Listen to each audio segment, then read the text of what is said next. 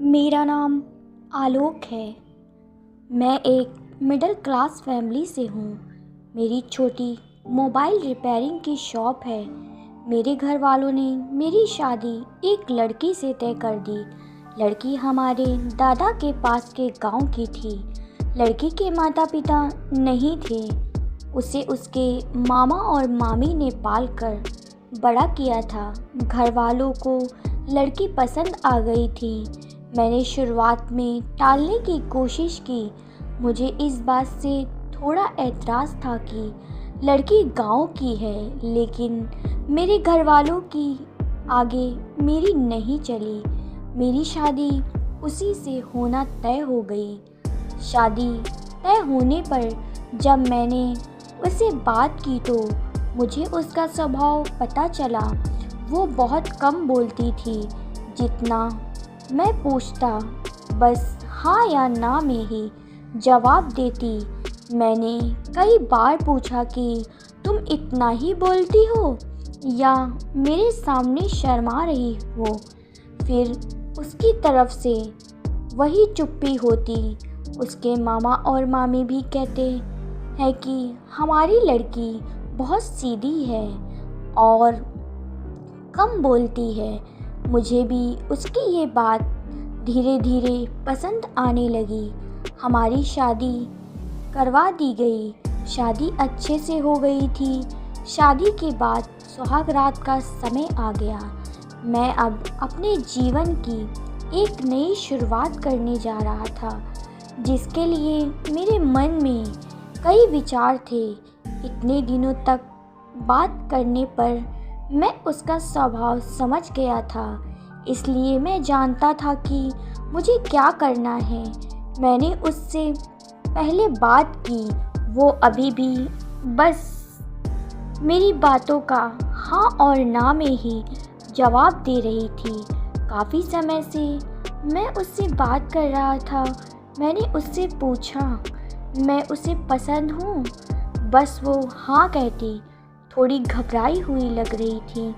थोड़ी देर बाद उसे पसीना आने लगा। मैंने कहा, क्या हुआ, तुम ठीक तो हो? वो बोली, कुछ नहीं, थोड़ी घबराहट हो रही है। मैंने उससे कहा कि तुम आराम करो, बहुत थक गई होगी। शादी की दौड़ भाग में ठीक से नींद पूरी नहीं होती, इस कारण थकावट से ऐसा हो रहा होगा। मैंने सोचा मैं उसे ये कहकर कमरे की बत्ती बुझा दी और मैं भी बिस्तर पर लेट गया। मैंने उसका हाथ पकड़ा। वो घबराहट के मारे कांपने लगी थी और पसीना तेज हो गया था। वो उठ कर बिस्तर पर बैठ गई। मैंने कमरे की बत्ती ऑन की। उसकी हालत ख़राब थी। मैंने पूछा, क्या हुआ, कुछ दवाई लेकर आना है? उसके इस तरह से बर्ताव करने पर मैं भी थोड़ा डर गया था। कमरे में एक खिड़की थी, जिसको खोलने पर बाहर की रोड की लाइट हमारे कमरे में आती थी।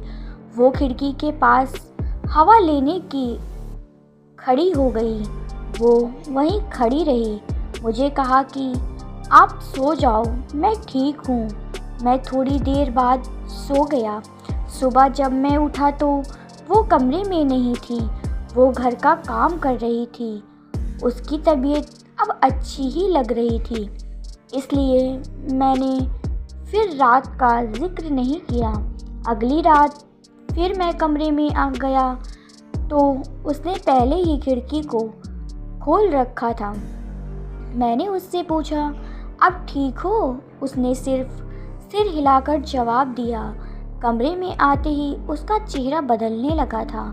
एक अजीब सी घबराहट उसके चेहरे पर आ जाती थी। उससे कुछ पूछता, वो कहीं और ही देखती, कुछ ही सोचती रहती। उस रात भी मैंने कहीं कहा कि तुम्हारी तबीयत ठीक नहीं लग रही है, तुम आराम करो। मैंने फिर कमरे की बत्ती बुझाई और बेड की ओर आया तो उसने खिड़की खोल ली और उसके पास खड़ी हो गई। मैंने अब उसे कुछ नहीं कहा। मैं अपने बेड पर सो गया। मुझे अब लगने लगा कि सब कुछ ठीक नहीं है। कुछ बात है जो ये छुपा रही है। रात में घबराने वाली लड़की सुबह ठीक लगती थी।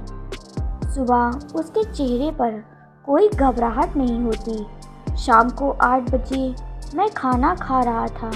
अंधेरा हो गया था। मम्मी ने उससे कहा कि छत पर से कपड़े लाना भूल गई तू, ले आ। वो कपड़े लाने सीढ़ियों से छत पर गई, लेकिन करीब आधा घंटा हो गया था और वो नीचे नहीं आई। मम्मी ने नीचे से आवाज़ भी लगाई, लेकिन वो नहीं आई। मेरे खाने के बाद मम्मी ने मुझे कहा कि जा तू देख कर आ। मैं सीढ़ियों पर गया तो वो सीढ़ियों पर ही बैठी थी और उसके चेहरे पर वही घबराहट। मैंने सीढ़ियों की लाइट ऑन की। लाइट ऑन होते ही जैसे वो नींद से जाग गई हो। मैंने उससे पूछा कि तुम यहाँ क्यों बैठी हो। वो कुछ नहीं बोल पाई। उसके माथे पर रात जैसे ही पसीना था। वो वहाँ से चली गई। अब मैं समझ गया था कि बात क्या है, लेकिन उसकी वजह मुझे नहीं मालूम थी। उस रात मैं कमरे में गया और जाते ही मैंने सबसे पहले अपने कमरे की खिड़की को बंद किया।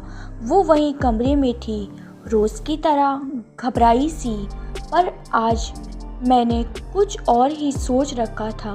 थोड़ी देर बाद मैंने कमरे की बत्ती बंद की और मैं बत्ती बंद करके उसके पास गया।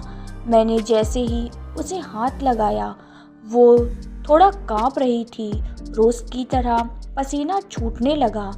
अब मैंने उसका हाथ और ज़ोर से पकड़ा, लेकिन उसका कांपना और पसीना बहना चलता रहा। तब मैंने उसे कहा कि क्या हुआ, तुम ठीक हो? वो अचानक बोली, मेरी तबीयत बिगड़ रही है। पानी। मैंने बत्ती चालू की, उसे पानी दिया। रोज़ रात की ये कहानी थी। अब मैंने उससे पूछ ही लिया कि मैं जानता हूँ कि कुछ बात है जो तुम मुझसे छिपा रही हो, लेकिन क्या बात है मुझे बताओ। मुझे पता है, लेकिन मैं तुम्हारे मुंह से सुनना चाहता हूँ और उसकी वजह जानना चाहता हूँ। वो पहले ही कम बोलती थी, ऊपर से डरी हुई थी, तो वैसे ही उसकी आवाज़ नहीं निकलती थी। मैंने उससे प्यार से पूछा, क्या कुछ हुआ है? कुछ ऐसी बात है जो बता नहीं सकती। वो चुप रही। मैंने गुस्से से कहा कि ठीक है, कल तुम्हारे मामा से बात करता हूँ। मामा का नाम लेते ही वो घबरा गई और बोली, नहीं, मामा जी से बात मत पूछना। तब उसने बचपन की एक ऐसी घटना के बारे में बताया जो इन सब बातों की जड़ थी। उसने कहा कि मैं मेरे मामा के यहाँ पली बड़ी हूँ।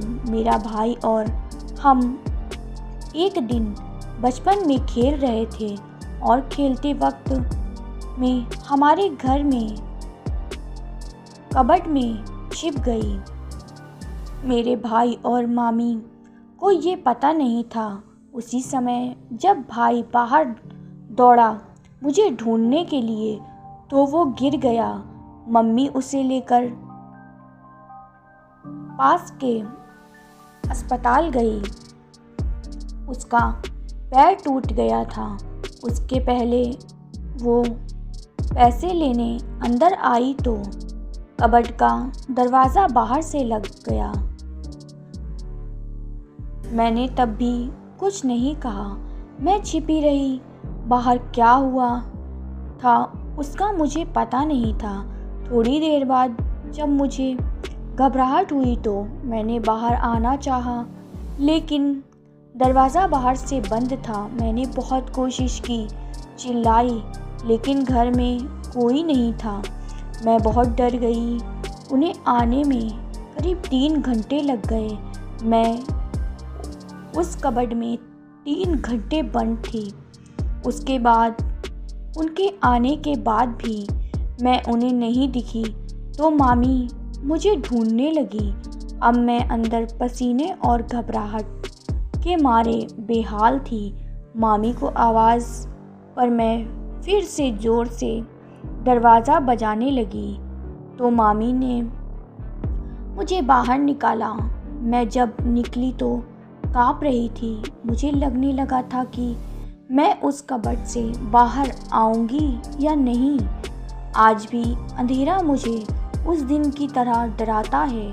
कबर्ड पुराना था, इसलिए कहीं कहीं से थोड़ा टूटा था, जिससे मुझे सांस लेने में कोई प्रॉब्लम नहीं हो रही थी।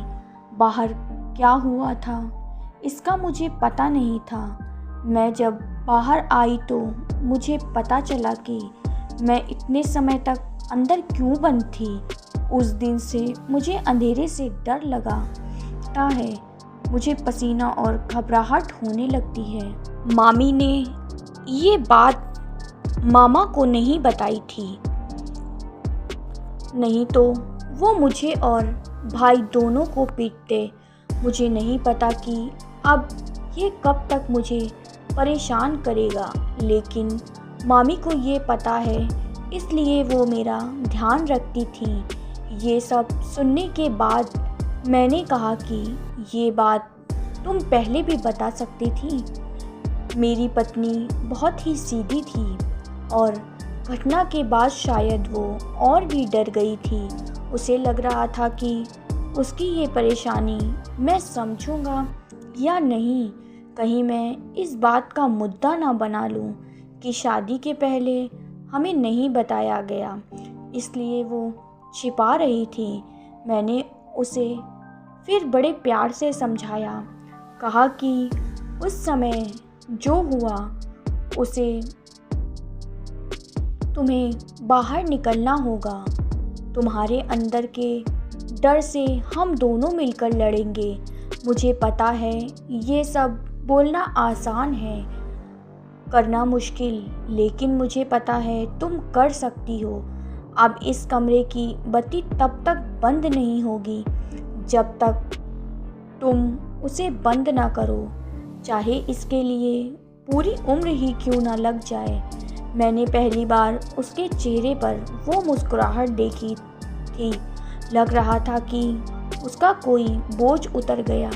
अंधेरा अब मेरे होते उसे डरा नहीं सकता।